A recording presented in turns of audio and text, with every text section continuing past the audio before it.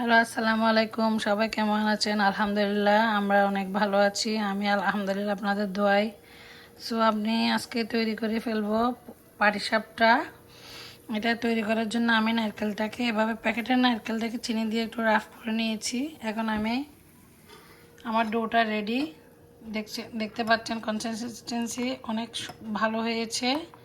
এটা বেশি ঘন করা যাবে না, বেশি পাতলা করা যাবে না। এখানে আমি বেকিং পাউডার, চিনি, লবণ, একটা ডিম দিয়ে এভাবে মেখে নিয়েছি। ময়দাটাকে এখানে হাফ পরিমাণ ময়দা ইউজ করেছি। আপনারা চাইলে 1 কাপ ইউজ করতে পারেন।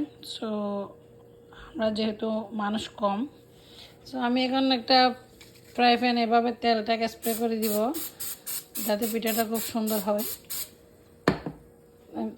আমি এখন চুলার আঁচটাকে মিডিয়াম টু লো করে দিয়েছি। দেখতে পাচ্ছেন বন্ধুরা।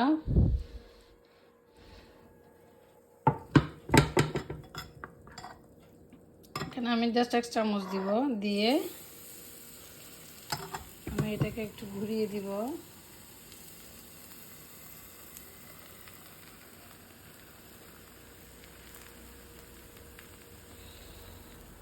ঘুরিয়ে আমি এটাকে একটু ঢাকনা দিয়ে ঢেকে দিব, যেহেতু এটা একটু হয়ে আসুক।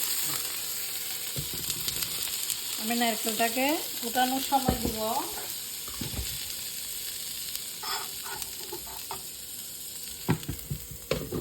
বন্ধুরা দেখতে পাচ্ছ, আমি নারকেলটাকে এভাবে একটু মাঝখানে দিয়ে নিলাম।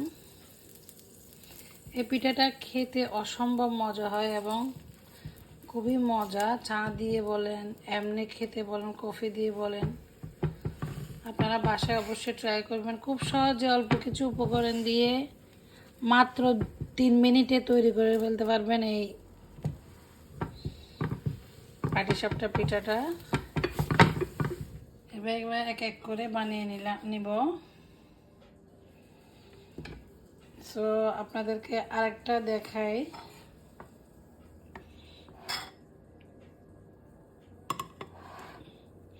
এখানে যেহেতু আমি আগেই তেল স্প্রে করে নিয়েছি, বেশি তেল স্প্রে করার দরকার নাই। তৃতীয়বার গিয়ে আমি তেলটা স্প্রে করব। আমি এখন দেখাচ্ছি কীভাবে আরেকটা পিঠা দেওয়া যায়। পিঠাটাকে একটু জাস্ট ঘুরিয়ে হালকা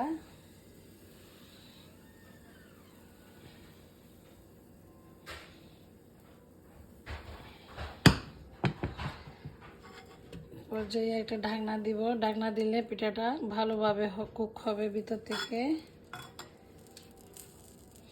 আমরা ওয়েট করব 5 থেকে 6 সেকেন্ড পর্যন্ত। যেহেতু আমার ব্যাটারটা খুব ভালোভাবে মিক্স হয়ে গেছে, আমার বেশিক্ষণ পিঠাটা হতে সময় লাগবে না।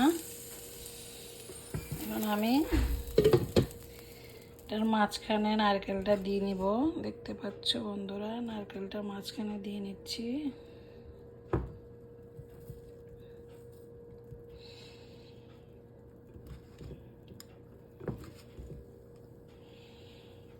সো এভাবে আপনারা চাইলে বাসায় খুব সুন্দর সহজে তৈরি করে ফেলতে পারবেন পাটিসাপটা পিঠা।